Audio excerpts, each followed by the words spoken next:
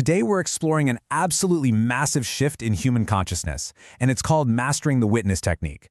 If you've ever felt totally overwhelmed by your own internal monologue, that voice that just won't quit, this framework is going to be a real game changer for you.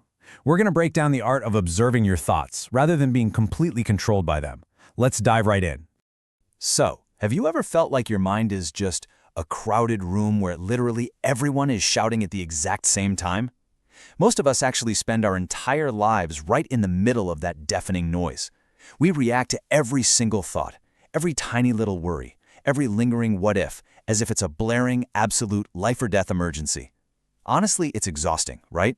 Constantly running from one mental fire to the next, never getting a single moment of peace. But what if you didn't have to join that chaos? What if you could just kind of watch it?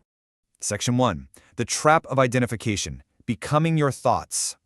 You see, thoughts aren't inherently bad, but the psychological trap we've fallen into, the actual pain of it all, comes entirely from identifying with our thoughts instead of simply hearing them. Think of it like rain. On the left side here we have experiencing. This is like standing right in the middle of a torrential downpour, completely soaked, complaining that you're getting wet. You are in the storm. Now on the right side we have observing. This is the witness technique. It's the simple act of stepping under an awning. When you step under that awning, the rain, it's still falling. The storm hasn't magically stopped. But here's the kicker. It is no longer happening to you. It's just happening. You are safe and dry, merely watching it fall. Section 2. The Traffic Metaphor. Thoughts as Passing Cars. Okay, I want you to imagine standing on a sidewalk right next to a super bustling, busy, noisy city intersection. The cars zooming past you, those represent different kinds of stressful thoughts. There goes the red car. That's a looming deadline at work that you're just terrified of missing. Oh, and here comes the really slow-moving blue van. That's a super cringe-inducing memory from like 5 years ago that your brain randomly decided to bring up at 2 a.m. And whoosh, there goes the fast sports car, a sudden impulsive flash of anger. The problem is, most of us have this terrible, absolutely exhausting habit of jumping right into the middle of the street and trying to stop these cars with our bare hands. We argue with the thoughts, we try to physically push them away, or we even chase them down the block.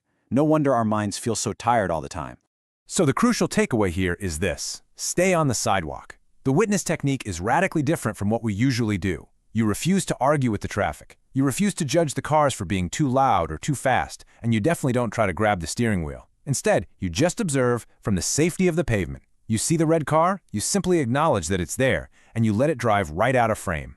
Section 3. How to practice observing. 3 simple steps. So, how do we actually put this into practice? When the anxiety feels heavy and overwhelmingly real, here is your roadmap to practice the witness technique. Step 1 is labeling. Step 2 is non-interference, and Step 3 is returning to the breath. Let's really unpack these one by one so you have exactly what you need the very next time your mental traffic gets jammed up. All right, step 1, labeling. Honestly, it's the tiniest linguistic shift, but it has the most massive psychological impact. When a stressful thought pops up, our default is usually to say, I am stressed. But we're going to shift that to, I am noticing a thought about stress. Do you feel the difference there? It creates a buffer. It creates this absolutely crucial mental gap between you and the anxiety. You are no longer the stress itself, you are the observer of the stress. Now, step 2 is non-interference. A really massive trap people fall into is trying to fight their negative thoughts with positive ones. But listen closely, fighting a thought is still engaging with it. It's still wrestling in the street with those cars. Instead, just ask yourself totally neutrally, where did this come from and where is it going? Just watch the thought intently. You're going to be absolutely amazed to see it lose its power simply because you refuse to feed it with your own energy and frustration. And finally, we have step 3, because let's be honest, you're human, right? And you will definitely, accidentally find yourself chasing a car down the street from time to time. When you realize you've left the sidewalk and gotten totally tangled up in a thought, what do? Well, the breath is your anchor to the sidewalk. You gently, and without judging yourself, bring your full attention back to the physical sensation of breathing. The simple rise and fall of your chest pulls you right back to safety. Section 4. The Science of the Gap. Neurological Shifts. Let's look at the science for a second and see exactly why moving from experiencing to observing works neurologically. There is a literal, measurable shift in your brain's activity here. When we're caught up in our thoughts, when we're out there fighting the traffic, we are operating straight out of the amygdala, which is our brain's emotional center and basically its panic button. But when we step back and use the witness technique, Neurological scans show that activity literally shifts over to the prefrontal cortex. This is your observation center. It's the logical, data processing part of your brain. And this brings us to one of the absolutely most empowering realizations of this entire explainer.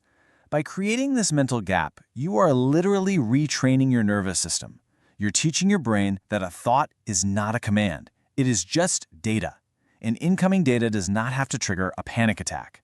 To put it simply, it's just information driving by. Section 5. Reclaiming your mental peace. A peaceful relationship. The ultimate goal here isn't to achieve some impossible, perfectly quiet mind. I mean, your brain is a thought-generating machine. It's gonna make noise, for sure. The real goal is maintaining a peaceful relationship with that noise, absolutely no matter how loud or busy it gets in there.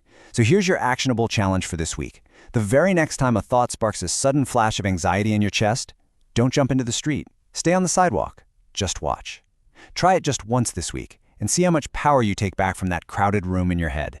I want to leave you with this final, beautiful thought to carry with you today.